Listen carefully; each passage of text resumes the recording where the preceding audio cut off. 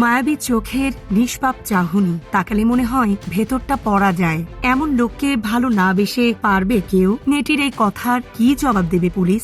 অপরূপ সুন্দরী তরুণীর এই অভিব্যক্তির কোনো জবাবও কারো কাছে নেই। তিনি একটু অন্যরকম। কিছু মানুষ আছে একটুতেই চোখে হুড়মুড়িয়ে পানি চলে আসে। মেয়েটি একদমই সেরকম নয়, রিজু ও বুদ্ধিমতী। চোখের দৃষ্টি স্থির, পলক না ফেলে মেপে মেপে কথা বলেন, ঠিক যতটুকু দরকার। পুলিশি জেরা চলছিল। ডিবির এএসপি আখতারুজ্জামান রুনু সেই জেরা করছেন। 2001 সালের 5 ডিসেম্বর বুধবারের সন্ধ্যা মিন্টু রোডের পুরনো ডিবি ভবনের নিচতলায় একটি কক্ষে চলছিল জেরা। Premium commercial space is now for rent. Featuring ample parking and excellent accessibility, this 4,200 square foot space is ready. Elevate your business and call us today. যে মেয়েটির সঙ্গে এই কথাবার্তা তার নাম সোনিয়া আক্তার পিঙ্কি। বয়স 19-20 হবে। মেয়েটির অন্য একটি পরিচয় আছে। তিনি শীর্ষ সন্ত্রাসী কালা জাহাঙ্গীরের স্ত্রী। জাহাঙ্গীরকে ধরিয়ে দিতে 2001 সালের 26 ডিসেম্বর পুরস্কার ঘোষণা করেছিল সরকার। রাজধানীর সব সন্ত্রাসীর কাছে সোনিয়ার মর্যাদা রানীর মতো। উত্তরার 4 নম্বর সেক্টরের 8 নম্বর সড়কের একটি বাড়িতে তারা থাকেন। দুইজন অস্ত্রধারী যুবক দিন রাত সেখানে পাহারা দেন, যাতে কেউ সোনিয়াকে ফুলের টোকাও দিতে না পারে। এত পাহারার মধ্যে 5 ডিসেম্বর ভোরে পুলিশ সেই বাসায় হানা দিয়ে সোনিয়াকে আটক করে। সঙ্গে তার দেহরক্ষী শফিককেও অস্ত্রসহ গ্রেফতার করা হয়। সে সময় আরও একজন অস্ত্রধারী ওই বাসায় ছিলেন, কিন্তু পুলিশ তাকে চিনতে না পারায় তিনি সেখান থেকে কেটে পড়েন। বাসাটির 4 তলার একটি ফ্ল্যাটে থাকতেন কালা জাহাঙ্গীর ও তার স্ত্রী সোনিয়া। আটকের 2 দিন আগে তাদের বিবাহ বার্ষিকীর অনুষ্ঠান ছিল। সেই অনুষ্ঠানে অনেকে যোগ দিয়েছিলেন। এরপরই কালা জাহাঙ্গীরের হদিস জানতে পারে পুলিশ। এরপর তাকে না পেয়ে তার স্ত্রী সোনিয়াকে তুলে আনা হয়। এর আগে একবার কালা জাহাঙ্গীরকে গ্রেফতার করেছিলেন রুনু। সে কারণে কালা জাহাঙ্গীরের গতিবিধির কিছু তথ্য তিনি জানতেন।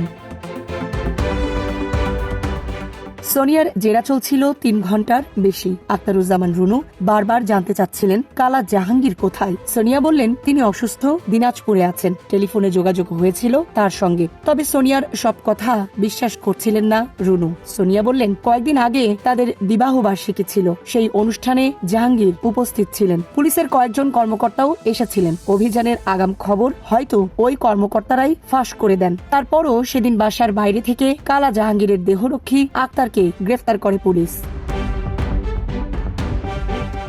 সোনিয়ার ডাকনাম পিঙ্কি, জাহাঙ্গীর ডাকে বেগম মমতাজ বলে। সোনিয়া বললেন 1999 সালে সূত্রাপুরের আইজি গেট এলাকায় তারা থাকতেন। সেখানে কলেজে পড়ার সময় কালা জাহাঙ্গীরের সঙ্গে তার পরিচয়। এরপর প্রেম থেকে বিয়ের সিদ্ধান্ত। এতে অবশ্য অভিভাবকদের সম্মতি ছিল না, তবে পরে তারা মেনে নেন। সোনিয়ার বাবার নাম আব্দুল আজিজ। 4 ভাই 7 বোনের মধ্যে সবার ছোট সোনিয়া। তাদের গ্রামের বাড়ি মুন্সিগঞ্জের টুঙ্গিবাড়ি থানায়। পুলিশের জেরার জবাবে সোনিয়া বললেন জাহাঙ্গীরের মাসে আয় 70 লাখ টাকার বেশি। ঢাকার অর্ধেক এলাকা তার নিয়ন্ত্রণে। পুরো রাজধানী 5টি সেক্টরে ভাগ করে 5 জন নিয়ন্ত্রণ করে। আইজি গেট দেখে কোচি। কারণবাজার পিচ্ছি হান্নানের সঙ্গে ভাগে চালায় জাহাঙ্গীর। আক্তার দেখে মহাখালী। সেনপাড়া পর্বতা, ভাসানটেক, মিরপুর কাফরুল দেখে কিলার আব্বাস ও আলম। গার্মেন্টসের চাঁদা আদায় করে শাহাবুদ্দিন। বস্তির টাকা তোলে মুরব্বী শাহাবুদ্দিন। প্রতিটি হেক্টরে 20 থেকে 25 জন করে আছে। কোন খাত থেকে কালা জাহাঙ্গীরের টাকা আসতো বেশি? সোনিয়া বললেন বেশিরভাগ টাকা আসতো মিরপুর এলাকার গার্মেন্টস, মৎস্য খামার ও নির্মাণ কাজের চাঁদাবাজি থেকে। এই টাকার অধিকাংশই খরচ হতো অস্ত্র কেনায়। কিছুদিন আগে কালা জাহাঙ্গীর 30 লাখ টাকার অস্ত্র কিনেছেন টিসিবি থেকে। টিসিবি হলো তার অস্ত্রের মূল যোগানদাতা। সেখানে তার এক লোক আছে, সে ভুয়া লাইসেন্স জোগাড় করে অস্ত্র কিনে দেয় কালা জাহাঙ্গীরকে। বাসায় থাকার সময় জাহাঙ্গীর কি করতেন?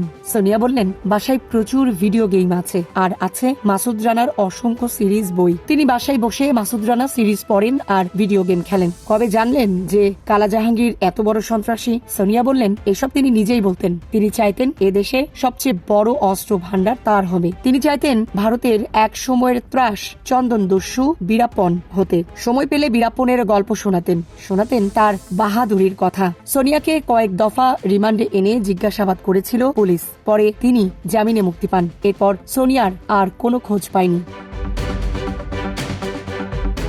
একদিন রাতে র্যাবের ধাওয়া খেয়ে মোহাম্মদপুরের একটি বাড়িতে আশ্রয় নিয়েছিলেন কালা জাহাঙ্গীর। সোনিয়ার পেটে তখন বাচ্চা। সেই অবস্থায় টেলিফোনে সোনিয়ার সঙ্গে ঝগড়া হয় জাহাঙ্গীরের। ঝগড়ার এক পর্যায়ে অস্ত্র ঠেকিয়ে নিজের মাথায় গুলি করেন জাহাঙ্গীর। ফোনের অন্য প্রান্তে তখন সোনিয়া ছিলেন। জাহাঙ্গীরকে কোনো হাসপাতালে নেওয়া সম্ভব হয়নি, সেই বাড়িতেই মারা যান তিনি। রাতে তার বাহিনীর লোকেরা তাকে সাততলা বস্তিতে দাফন করেন। এটা ছিল 2003 সালের 15 ডিসেম্বর। জীবন অবাক না করলে কে করবে? 28% মিল্ক ফ্যাটের অবাক করার সাথে ফ্রেশ মিল্ক পাউডার। জীবন অবাক করুক প্রতিদিন। জাহাঙ্গীরের মা পেয়ারা বেগম বলেছিলেন, ছাড়া পাওয়ার পর সোনিয়ার সঙ্গে তাদের আর কোনো যোগাযোগ হয়নি। জাহাঙ্গীরের একটি ছেলে আছে, তার ধারণা সোনিয়া বিয়ে করেছেন আর পরিচয় আড়াল করে ছেলেটিকে বড় করছেন। বৃদ্ধা বললেন, সেই নাতির জন্য তার মন খুব পড়ে।